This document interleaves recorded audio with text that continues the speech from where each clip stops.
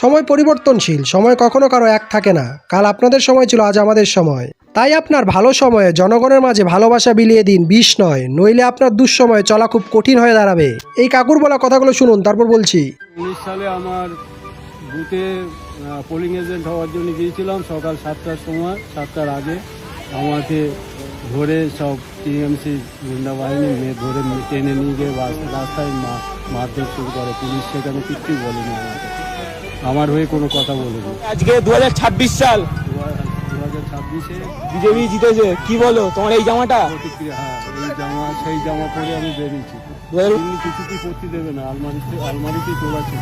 আমি জানি ভগবান ঠিক একদিন মুক্তি দেবে। জামাটা দেখাও দাদু, জামাটা দেখাও। এই তো জামাটা দেখো 2019 সালে দিলদরিয়া তৃণমূল পার্টি কাকুর উপরে চড়াও হয়, কাকুকে মারধর করে, তার জামা ছিঁড়ে ফেলে।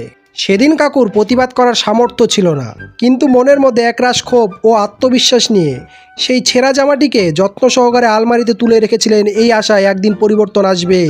আজ সেই পরিবর্তনের দিনে কাকু সেই 19 সালের ছেঁড়া জামাটি পরে নিজের অন্তরে জমে থাকা ক্ষোভের বহিঃপ্রকাশ করছেন।